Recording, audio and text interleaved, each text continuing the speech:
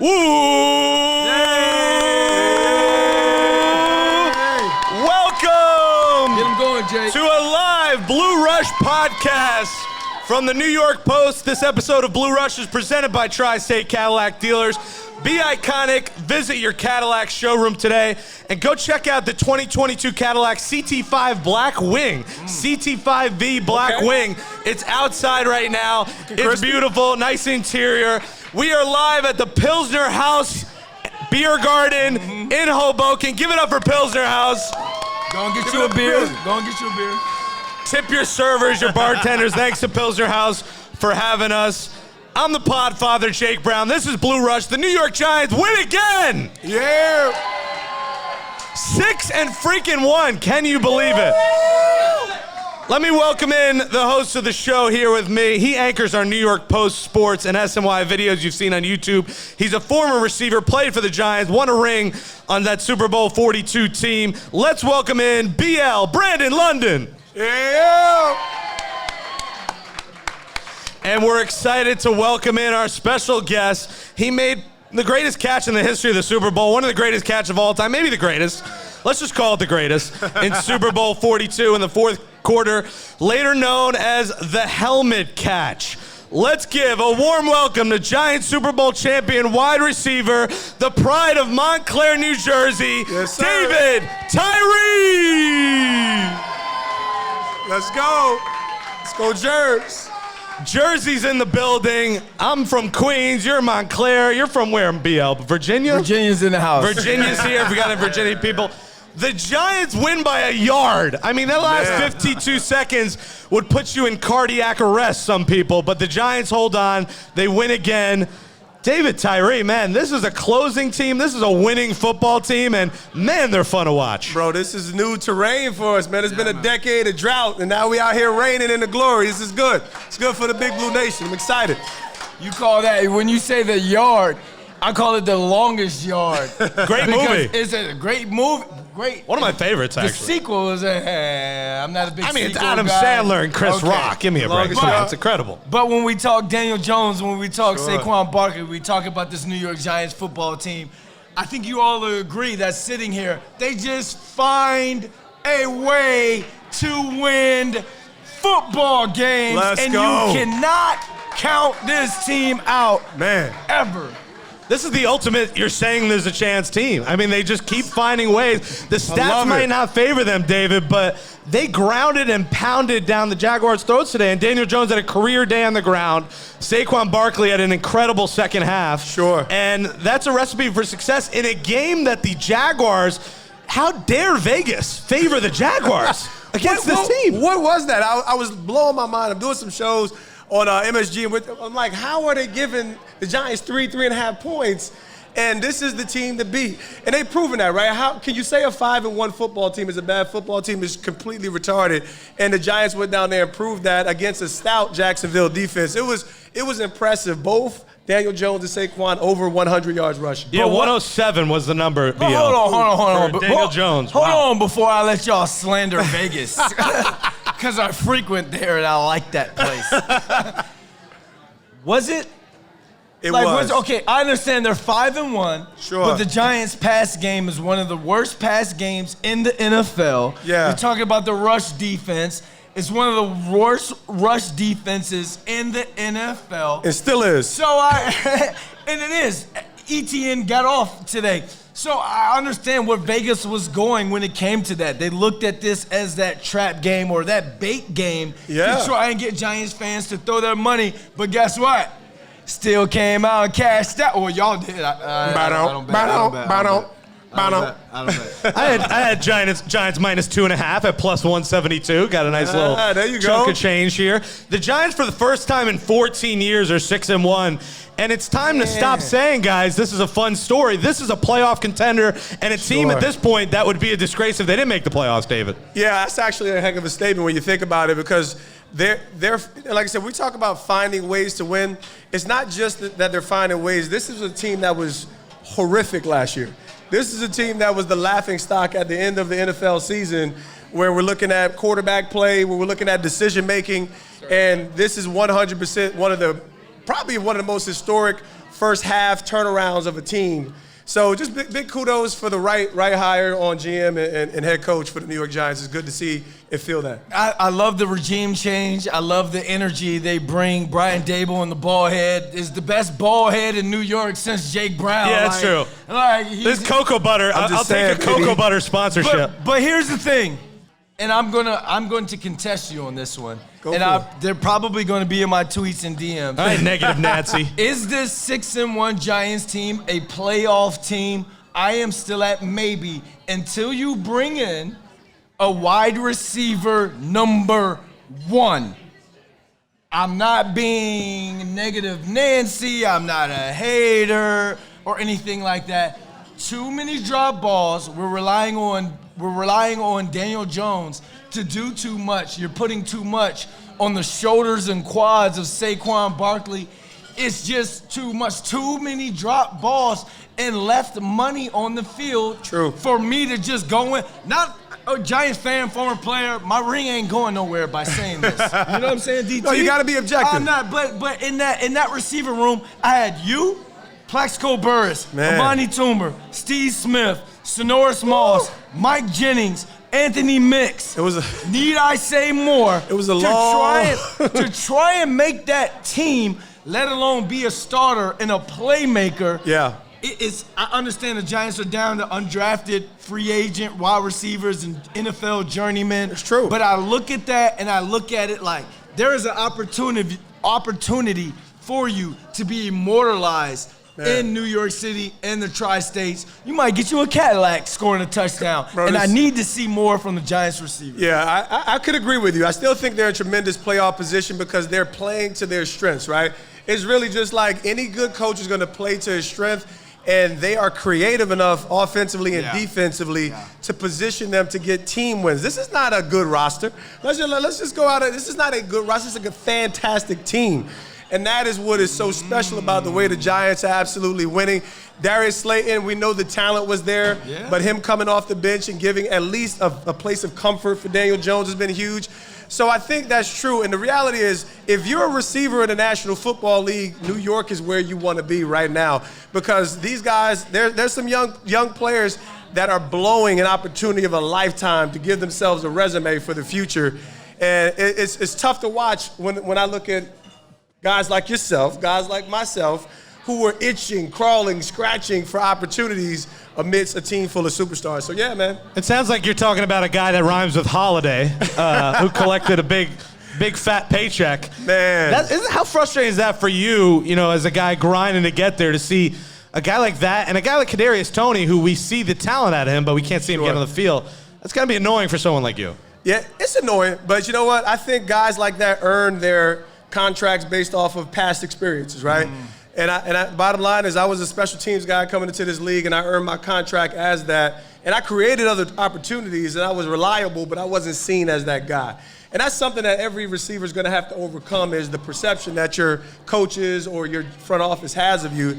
And these guys have proven that they're not necessarily that reliable, right? Minimally, they're not reliable. It's not a talent issue.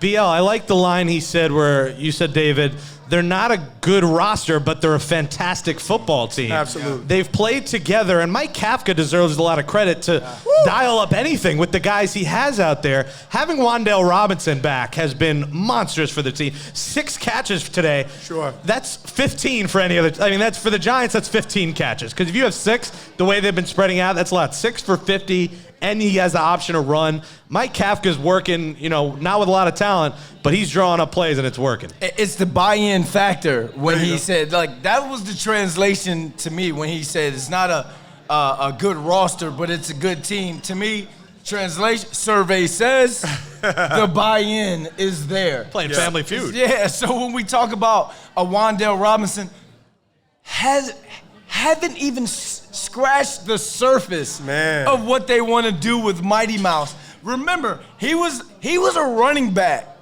at Nebraska. So when they talk about how the Giants went and aggressively went after him in that second round, people are like, huh? Why would you grab this guy? Sure. It goes back to Kafka and Brian Dable understanding what they were going to need, what little puzzle pieces they were going to need to make this offense as productive as possible. Sure. We haven't even seen him lined up in the backfield yet. No. We just saw the jet sweep because he's coming off that knee injury. Absolutely. The ceiling or the what do you call it? The scratch, the icing on the cage. There you go. Go for it. I'll take both of them. Ceiling and cake. Survey says. Put some cake on the ceiling. All that. Put some cake on the ceiling. We haven't even seen what he truly brings to this offense. Keep waiting. Yeah, I agree with you. I think, I was one of those discontented guys when they take a Wan'Dale Robinson. Why? Because let's look at the past history of smaller receivers the Giants have taken. And let's look at the caliber of your quarterback play over the past years. The smartest thing that the Giants did for Eli Manning was to bring in, you had Amani Toomer, and then you bring in a Plaxico Burress. Big, rangy. You know what? Let's kind of minimize the gap for error. If we got an inerrant guy, this guy can go get it. Just throw it up. Yeah, man. And you need that for an emerging young quarterback. Daniel Jones has needed that, and they also have proven over time to get nixed a little bit more. That's the reason why I was down. Not talent-wise, but boy, that jet sweep looked real good. He runs like a freight train.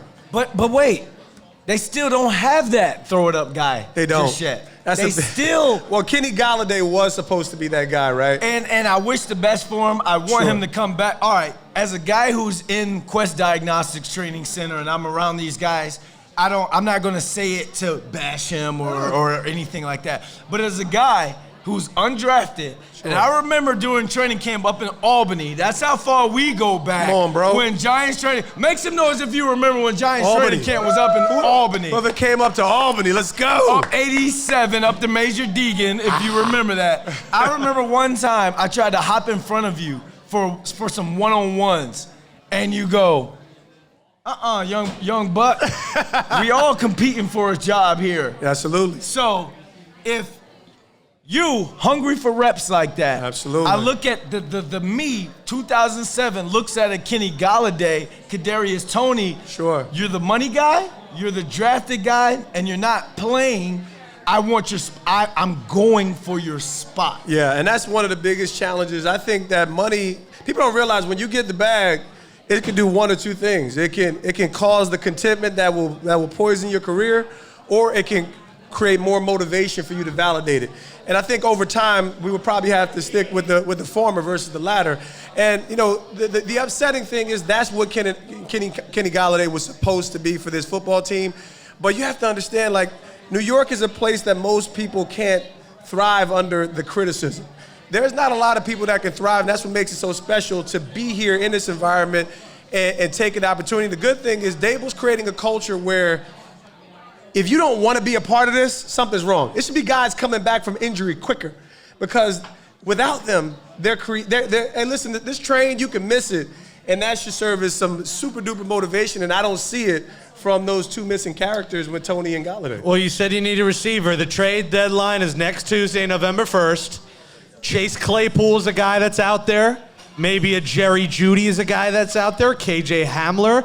You have to go out and trade, say, a second or third round pick and get someone like Claypool. If you take this team super serious, and you said playoff contender, if they want to get one of these guys, they become more than just a contender to make the playoffs. They could go on a run in the playoffs. But like you said, you need a receiver. Do you go out and trade a high-end pick now that you're 6-1 for one of those guys? I'm not giving a second or third rounder for Chase Claypool, KJ Hamler, or Jerry Jeudy. Really? The only ones that I would really give Jerry up. Jeudy? Jerry Judy's worth a second or third round pick. Jerry Jeudy drops more balls than a lot of your average guys that they have on the squad right now. So yeah, that's a Bama guy you could bring in that Dable knows from being back in Bama with, but absolutely not. The only receiver that I am throwing picks at is DJ Moore, because he is battle contested. And you have to think about, you're coming to New York.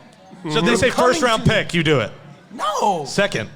A second round and a 2024 third or fourth for DJ Moore, absolutely. But those other guys, I don't. What about you, Tyree? You do it? I'm not doing anything. I think this team needs to ride out the quality and character and caliber of their roster, because they weren't supposed to be in this situation.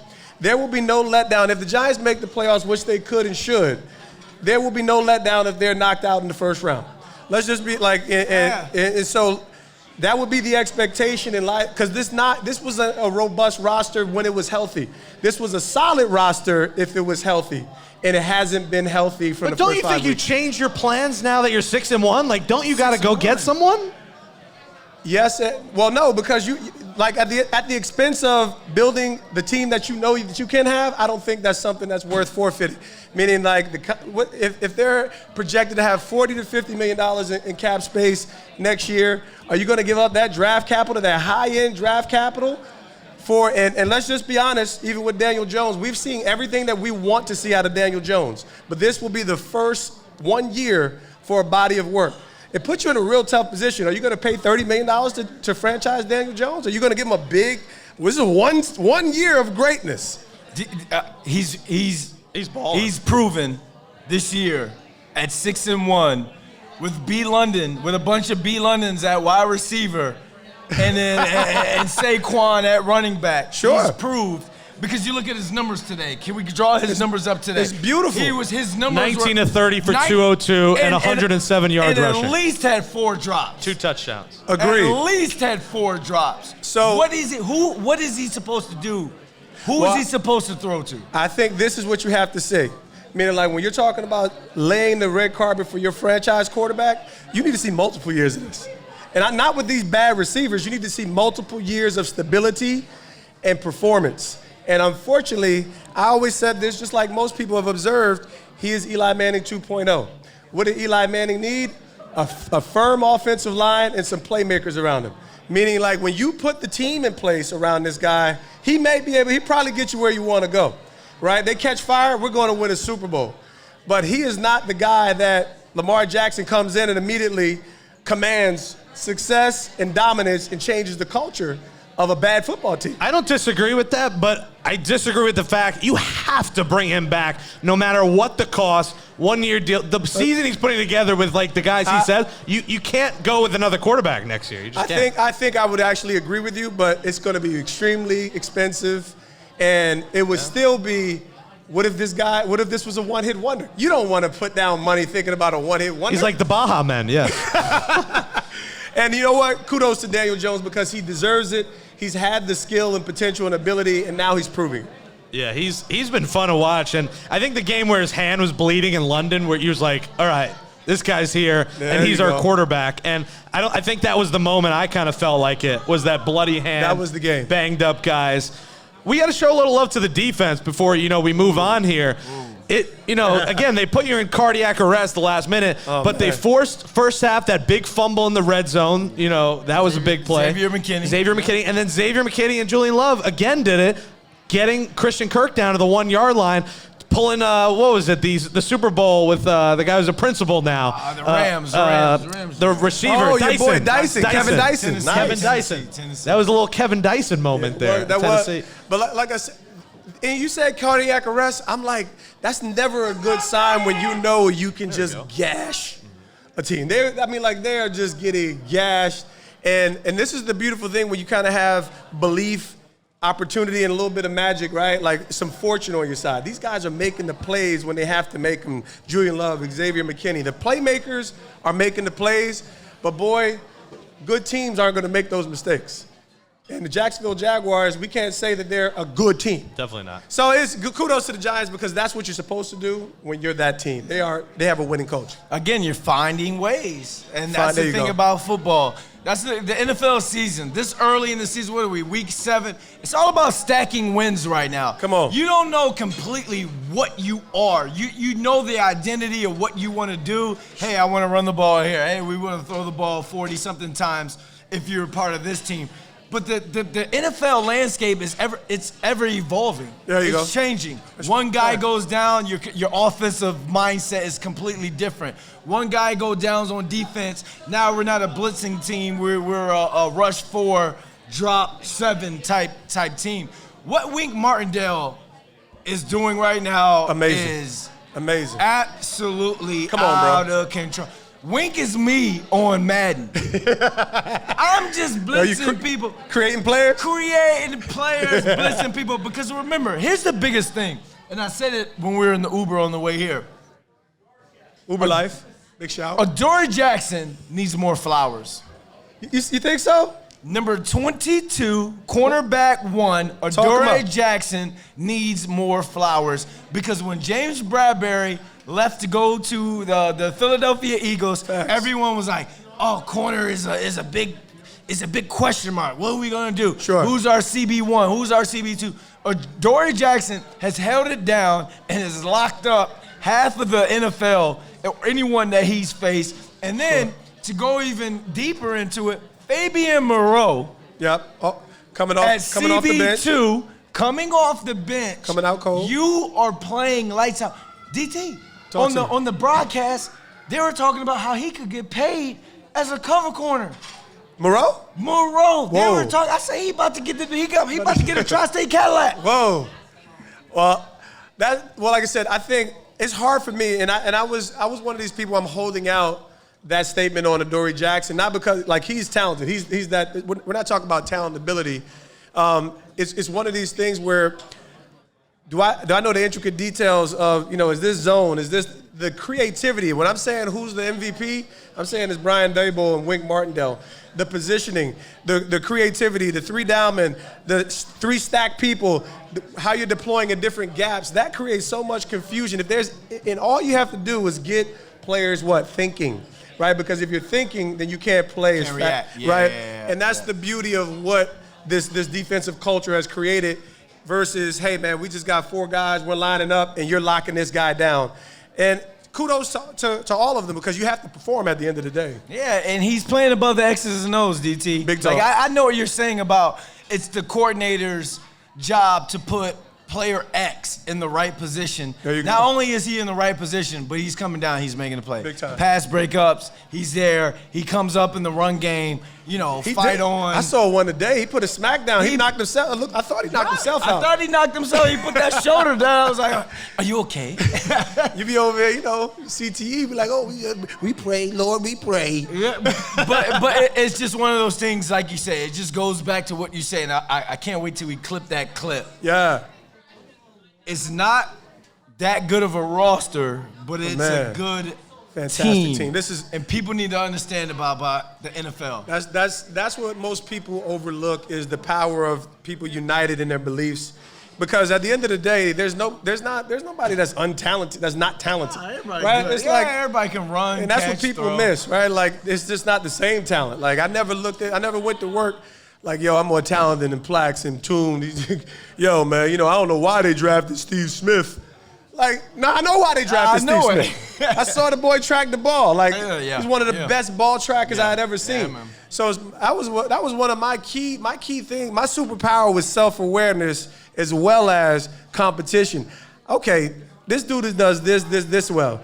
Okay, I got to minimize all my mistakes if I'm going to even out the playing field, and I got to do this, and this well. And most people don't have the ability to assess themselves well enough to get that. Elijah Moore. Yeah, don't get me started with that. Wake up calls. You're watching the Blue Rush podcast on the New York Post, our New York Giants podcast on the New York Post. I'm Jake Brown, Brandon London, Super Bowl champion Brandon London, Super Bowl champion David Tyree, former Giants wide receivers, talking about a Giants win. A couple notes from our producer, Andrew Hartz. The Giants are the 3rd team in Super Bowl era with 6+ wins by 8 points or fewer in their first 7 games of the season. It's only happened 3 times, per Katie Sharp on Twitter. And then the Giants have the 3rd toughest schedule, according to Tankathon, going forward. But it doesn't look that way to me. You get the Seahawks next week at Seattle, winnable game against Geno Smith. You get the Texans at home. You get the Lions at home. Then Dallas, Commanders, Eagles, Commanders, Vikings. Let's say they win both games. Let's just have a little fun in a guessing game here. Yeah. You win both games against the Commanders. That's 8 wins. You beat the Texans. You should beat the freaking Texans. That's 9 wins. You beat the Lions at home. That's 10 wins. Say you lose to the Colts. You lose both to the Eagles. You lose to the Vikings. And you lose to Seattle. That's a 10-win team. That's playoffs. Absolutely. And that's a wild card spot. And you'll sign up for that any day of the week. The Giants are that person on Instagram with a lot of filters. You know all about that. You're dropping thirst traps. Come on. At 6'1", got the big cheekbones. It's got the makeup on. Let me slide in that DM. Then you meet that person and you meet that person in person. Looking like an Oxy commercial. Sounds like you have experience. Looking like an old Oxy commercial. That shit would lighten that. But at the end of the day, you still have a great time that night. Okay. And it's not anything superficial in that sense. You have a great time because there's substance there. There's something. And this is what Blue Rush showing. meets catfish. There's something there. I'm going I see there. where you You see go. where I I'm see where going you got a with lot that. of. You got a lot of history.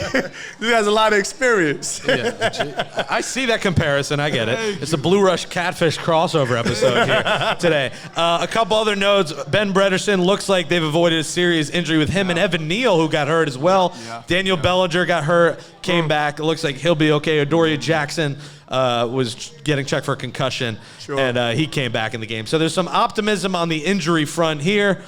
But guys, 6-1, you're taking it, and next week, Seattle. Here's the thing. You win this game, you could afford a loss to Seattle next week. That's in Seattle, tough atmosphere. Obviously, you want to win, but it's not the end of the world if you lose this game. Don't say that. Don't say that. Don't say that. Don't say that. You just watched the game.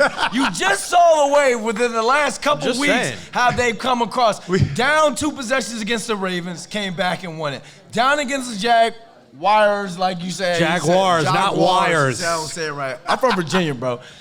Down against the Packers.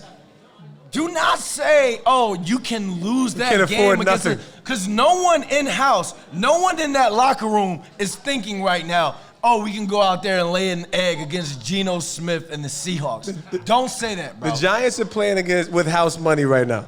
And so you want to keep it that way. And I'm going to be honest with you. So I was obviously in the front office, and I remember the season, of course, which was a horrific thing to revisit, but the year where, Eli theoretically got benched, and Geno Smith was a backup quarterback. At the end of the season, I think what the front office was trying to do was the right thing, is you have to evaluate your roster. And everybody's, oh, Geno Smith. And this is really just to highlight Geno Smith because technically he's in line for comeback. You got Saquon, who's in line for comeback player of the year, and Geno Smith is having a dynamic football season. He's making this whole trade look like, oh my goodness. So here we are. Now this is not a walk in the park, but Geno, like you said, if they wrote him off, this is one of the teams that wrote him off. So we got to cash that check. You were the director of player development for the Giants. I was.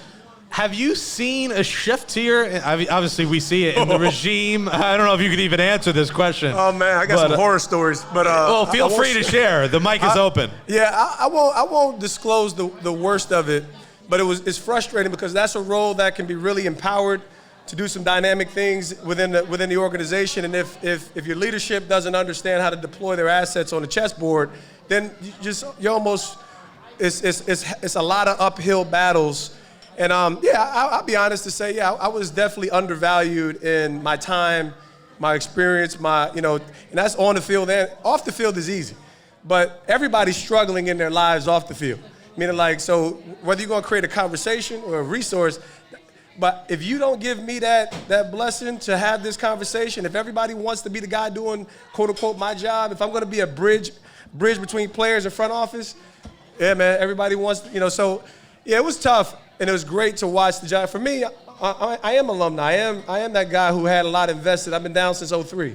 So it was tough to be in position to come back to the Giants and look at the culture completely different than when I left it 4 years ago. Honestly, I remember when they gave me the in-house job 2016, I interviewed you as part of my audition there, But every Giants personnel or anyone who works within Quest Diagnostics Training Center knows there's a shift in the culture. Oh, man. So I get how you're kind of like dodging the bullet a little bit. It was bad. I would love to see you as director of player personnel with Joe Shane and Brian Dable. A coach that wears Jordans, plays hip-hop music, just not even hip-hop music. Just a real person. Just modernized. And then the Joe Shane.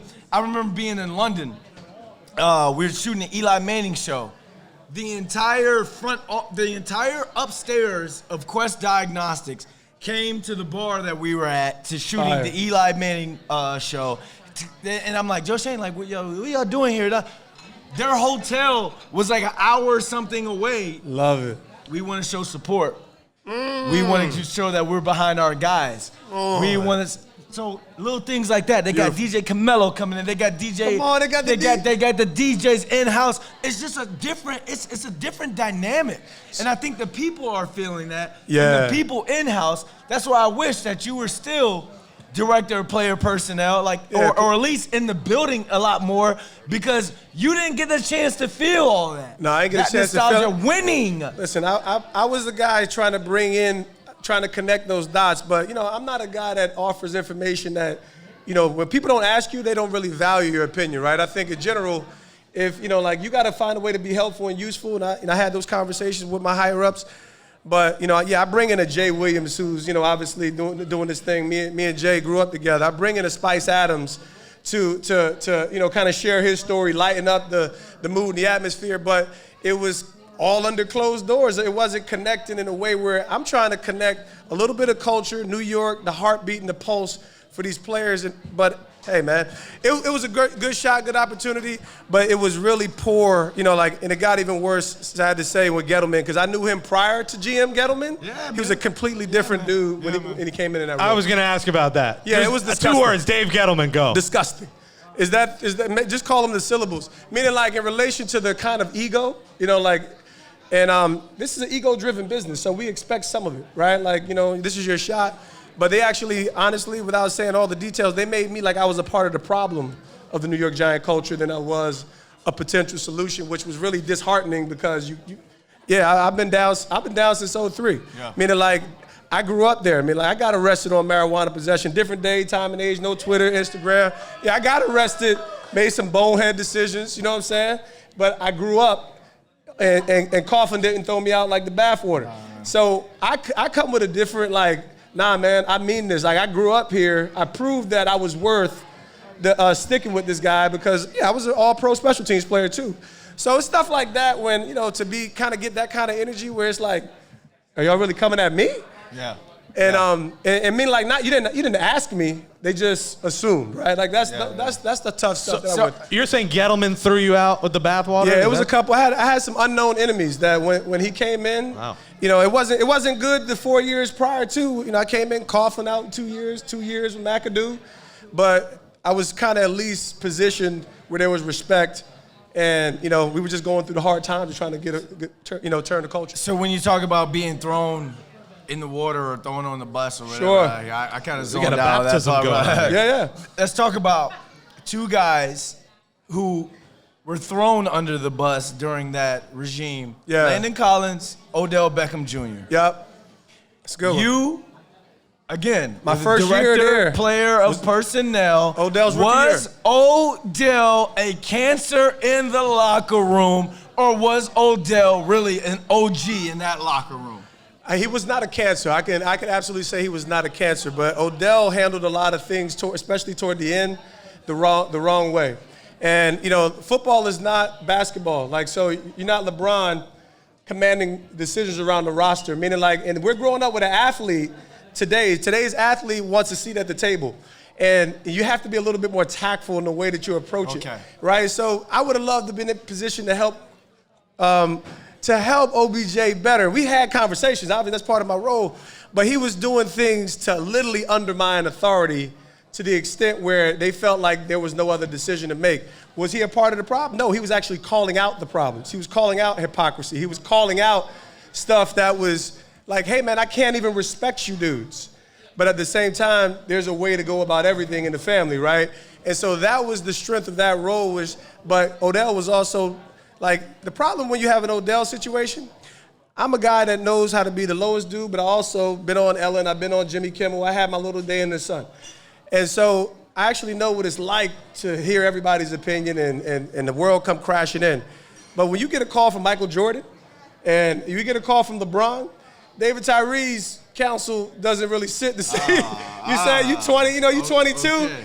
I'm over here I am, I'm just the helmet catch dude, but I actually know. I can tell you how to win in New York City. I can tell you, why people love Derek Jeter. I can tell you there's a certain kind of leader that New York really wants, meaning hey, we want you to have that dog, but don't screw it up, right? And he was in position for that, but he was very young, and it was really challenging because of the emotions. So now that he's grown, he's had a baby, he's got a Super Bowl ring. I said bring Odell back home. If he can get healthy, so you're saying bring Odell back to New York. Bring him home. Bring him home. And he still is young enough, talented enough where his body can return from this injury, and he's proven, like it's not the most sexiest play. I get it. There might be other players in the market, but that dude has competitive drive like few in sports, period. And I have never seen an individual that is genuinely more talented. Is he older? Yes. But he is talented. Throw left hand, throw a right hand, kick the ball. So there's no bag of tricks the kid doesn't possess. Man, and I just remember from that time doing in-house Giants media, I'd be sitting there in the cafeteria, and you look out, he's out there on the jugs before anybody's out there. Anybody. So it was special. I mean, I'm just enjoying it. I mean, I can't imagine Gettleman and OBJ in the same room. There might have been some family feuds of their own going on in there. But yeah, like this is an issue of relatability. Meaning, like when you're talking about Gettleman, like I can relate, and you have to use your chess pieces. Meaning, like you want to be the guy to solve this problem? Hey, man, be the guy to get the roster together. And I think that's how you have to, the general manager was back when I played in 03 to 06. The general manager wasn't this sexy in the public. Everybody knows me. We never saw Jerry Reese that much. Listen, man, I barely had a conversation with Ernie Accorsi. Okay, and he gave me my contract, made me the highest special teams player in the league. So I barely had a conversation with this dude. I was never, and at the time there was real stars like Shockey, Tiki, Strahan. You had to be a real star. I wasn't in the team calendar until I, made All Pro. I'm like, and I was the special teams rookie of the year. They ain't put me in the calendar for 3-4 years. I'm like, can I get some respect?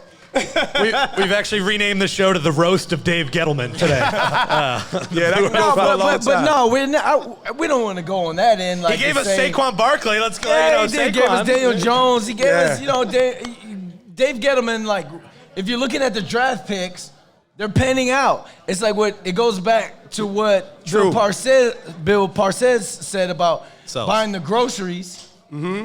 And then somebody else got to cook the meal. Somebody else got to salt bed. There you go. Like he sprinkle me, baby. E40.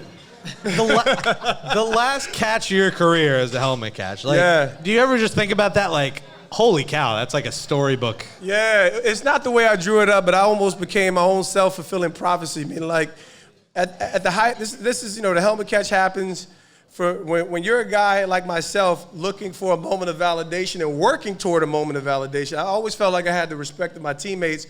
But, my third wide receiver, I earned the third wide receiver. I actually earned that spot out of training camp. Sorry, BL. And it was a young Eli. Eli wasn't, he didn't emerge just yet. So we couldn't, and the Giants had other receivers that they just liked, So it didn't work out for me that year, but I was an all-pro special teamer. So I just had to go keep plowing. So that was my moment of validation, and every athlete wants to build on that. And I remember saying, like, man, if nothing else happened from here on, I couldn't be upset with my career. And golly, nothing else happened from there on.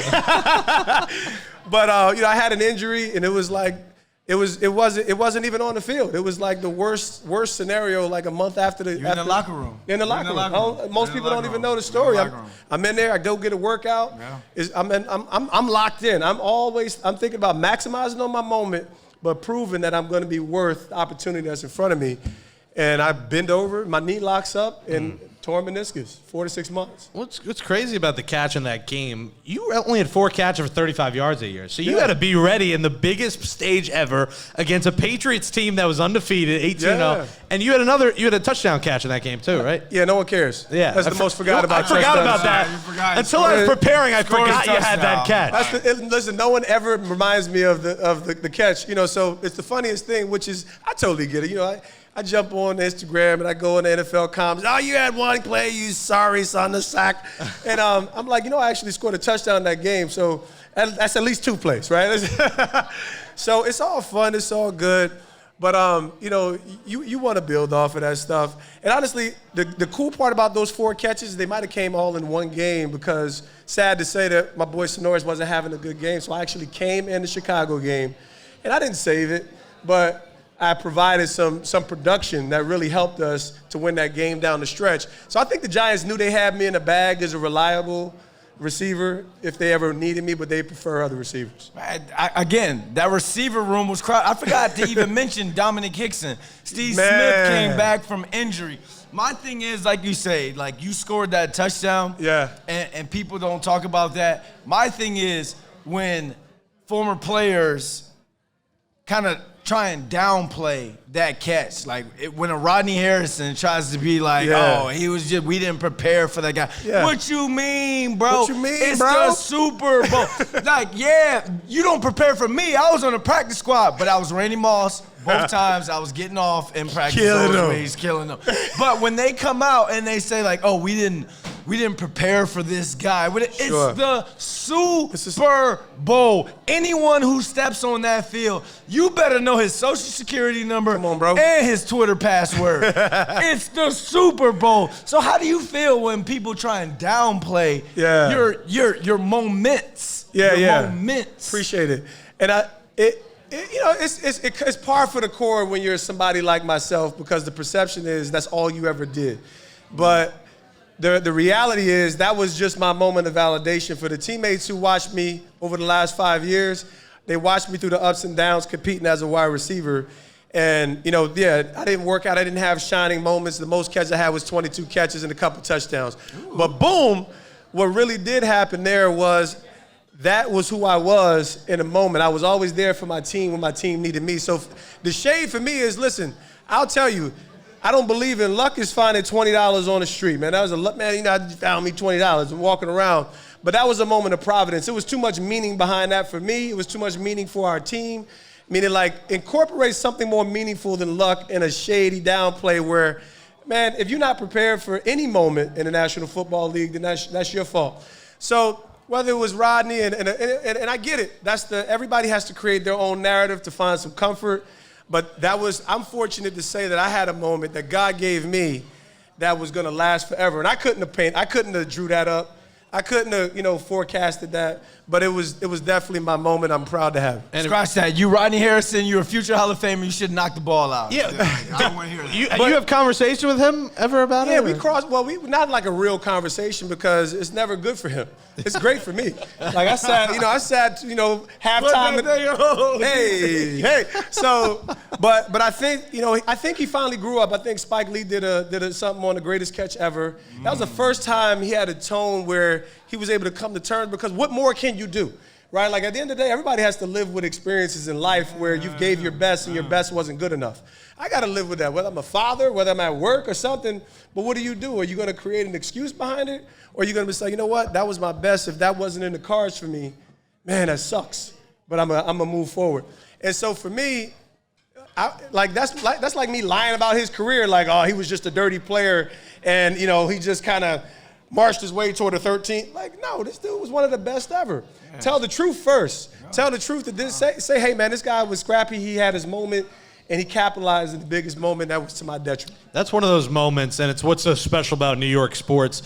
You remember where you are. You win the game. You'll be a hero forever, and that's why when teams win here, it's, Giants and Knicks are probably at the top of the heap when they win. There's nothing Knicks. better. I mean, when the Knicks are good, the city's rocking. Yeah. And now for the Giants, that moment, I mean, it's incredible what that meant. I mean, I remember I almost broke my hand celebrating. I was in a basement, and I'm a big guy. I put my hand up, and I almost broke my hand celebrating that. These are the stories I need. That's why I got Catch the Moment podcast, because I want to hear everybody's story behind the helmet catch. You don't want to hear the story why he was in the basement. Chill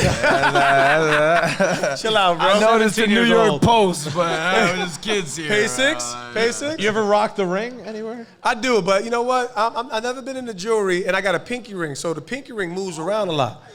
Yeah, When we got fitted, you asked for a pinky ring. Asked for a pinky ring. Oh my gosh. Yeah. Oh my gosh. I got bad ring fingers, so I say, you know what? The pinky is, a little swag to the pinky ring, but I got fitted on the pinky.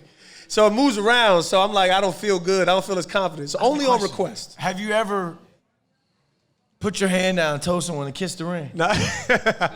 Nah. Stay on my humble, man. I would have done it. I rule in my own domain. Okay. BL rocks that everywhere we go. That's how he gets into the clubs and everything. He just puts up, the finger. Yeah, I in the definitely ring. am owed a lot more. Even though I don't drink, I'll take mocktails. But I'm owed a lot more dinners in New York City. It hasn't been as gracious as people think. But wait, he said that's how we get in the club. You in, ain't you? Yeah, that's how we get in. We flex that. Well, First drink's on you. it takes a couple hours. Like, who are you again? We in there. David Tyree, tell us what you're up to now. I know you're on MSG Network with my guy Eric Coleman. Tell us what you're up to. Yeah, man. Definitely providing some fun vibes and talent with odds with ends, betting exchange, bet a half hour, some of the sports betting content. I actually do some work with New York Blitz, Channel 11, Catch the Moment podcast. Find it everywhere on any platform. That's my own. And we basically having conversations about your journey to your moment of success. So it's across genre, just dope people with dope experiences. And we really want we want the transparency. We want when life wasn't good, what was it looking like?